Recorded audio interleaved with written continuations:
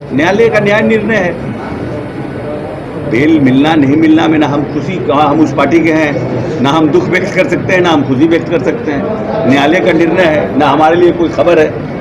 Sir, Bengal में कल meeting बुलाई गई थी सरकार और डॉक्टरों के बीच सुलह सलाह को लेकर, लेकिन कोई भी डॉक्टर नहीं पहुंचे और ममता बनर्जी ने कहा है कि अगर बंगाल की आवाम चाहेगी तो वो जो है इस्तीफा दे देगी।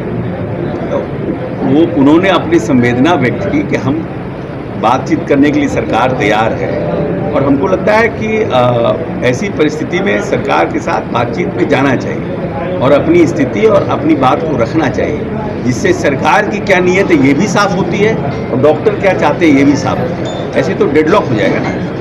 हमको लगता है डॉक्टरों को जाना चाहिए था, प्रदेश के मुख्यमंत्री ने बुलाया था और उसमें जाना चाहिए था, अपनी बात रखनी चाहिए थी, जो डिमांड्स थे वो रखने चाहिए थे, जिससे सरकार उसको पूरा कर सकती नहीं कर सकती। लेकिन ये कि हम नहीं जाएंगे, कल कोई ऐसी बात हो जाए किसी राज्य में और एक तरफ कहे कि हम डेडलॉक की स्थिति पर है, तो सरकार के लिए तो मुश्किल है। सर, राज्यपाल ने सर कहा है कि वो किसी भी मंच पर ममता बनर्जी के साथ जो है मंच साझा नहीं करेंगे। ये तो माननीय राज्यपाल महोदय का अपनी उनके कार्य मतलब ममता जी के साथ अपने संबंध हैं, अपने उस पर हम लोगों को क्या टिप्पणी। कोई राजनीतिक कोई पॉलिटिकल बात तो है नहीं, ये तो महा तो जो 400 का नारा दे रहे थे वो जेल में रहे। हो सकता है उनका ऐसा सोच होगा कि हम आएंगे पावर में तो अपने विरोधियों को जेल भेजेंगे, लेकिन अनफॉर्चुनेटली महादेव ने उनको पावर ही नहीं दिया, क्योंकि महादेव अगला को जेल भेजना नहीं चाहते थे। बैड लक हो गया उनका। केजरीवाल को शराबबंदी पर जीतन राम मांझी सवाल कर रहे हैं, कह रहे हैं कि सफ़ेद पोश लोग शराब पीते हैं लेकिन प्रशासन उन्हें पकड़ती नहीं है। रात में सफ़ेद पोश लोग शराब पीते हैं। प्रशासन जानकारी सरकार को देनी चाहिए कि ऐसे कौन प्रशासन के लोग हैं जिनके मिलीभगत से ऐसा हो रहा है, हम लोग उस पर कार्रवाई करेंगे। अगर स्पेसिफिक हम लोगों को बताया जाएगा, सीनियर लीडर हैं, प्रदेश के मुख्यमंत्री रहे हैं, लेकिन ये बात सत्य है कि कुछ लोग तो करते ही हैं, नहीं तो इतना शराब पकड़ा कैसे रहा है।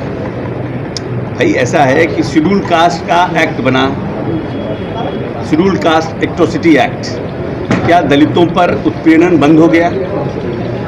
डाउरी एक्ट बना, क्या डाउरी लेने के लोगों का उत्पीड़न खत्म हो गया? एक्ट बनने के बाद उसी तरह से हमने शराबबंदी लाया, लेकिन कुछ लोग रहते हैं इस तरह के काम में। अब आपको हत्या करने पर जेल होगा, फांसी होगा, तो हत्या बंद हो गई है क्या देश में? पूरे करता ही ये लोग, तो दुष्ट प्रवृत्ति के लोगों की कमी नहीं है कहीं भी, वो लोग अपनी करते हैं घटना। सर बंद कर रहे हैं कि हम सरकार आएंगे तो बंद कर देंगे। हम लोग नोटिस नहीं लेते प्रशांत किशोर का। दिल्ली के केंद्र सरकार ने गृह विभाग ने वहाँ से लेटर भेजा है शायद सरकार को कि जो बांग्लादेशी शरणार्थी 1971 में आए थे उनकी क्या स्थिति है। परेशानी को कम करने का सरकार की नीयत है और सरकार का ये प्रयास है कि बहुत से लोगों का परिवार में बंटवारा हुआ, दादाजी के समय बंटवारा हुआ, कुछ भाई ने ज़मीन बेच दिया, कुछ लोगों ने ज़मीन अपने पास होल्ड किया। मैं समझता हूं कि अगर ये प्रॉपर सर्वे अगर हो जाएगा तो बहुत से ज़मीन के लिए जो विवाद है, माननीय नेता नीतीश कुमार की ये सोच है कि लॉ एंड ऑर्डर को लेकर के जो घटनाएं हो रही है उसमें ज़्यादातर घटनाएं ज़मीन से संबंधित है, और ज़मीन में अगर सर्वे हम प्रॉपर करवा लेंगे तो ये ज़मीन की समस्या भविष्य में आने वाले समय के लिए ख़त्म हो जाएगी। उस नीयत से ये सर्वे कराया जा रहा है, लेकिन कहीं कहीं सुनने में आता है, हम लोग भी नीचे से खबर आती है कि सर्वे में, तो उन सब चीज़ों को रेक्टिफाई करने के लिए सरकार भी अपनी तरह से पॉलिसी बना रही है, और हम समझते हैं कि इस सर्वे के बाद बहुत सी जो समस्याएँ ज़मीन से रिलेटेड है उसका खामियाजा हो जाएगा, उसको पूरी तरह से हम लोग खत्म करने में सक्षम हो पाए। लेकिन सर लोग जाते हैं, अपने से पैसे की डिमांड की जाती है। ब्लॉक में लोग जाते हैं, जमीन के काम पैसे की डिमांड की जाती है। नहीं, देखिए ऐसा है कि ये कोई स्पेसिफिक है जिनसे पैसा मांगा जाता है, ये एक जनरल टर्म है कि पैसा मांगा जा रहा है। अगर स्पेसिफिक हम पूरे शिद्दत से कह रहे हैं कि अगर लोगों को किसी भी कर्मचारी, राजस्व कर्मचारी, सीओ के द्वारा पैसा मांगा जा रहा है या कोई शिकायत है तो वो विजिलेंस में इसकी शिकायत करें।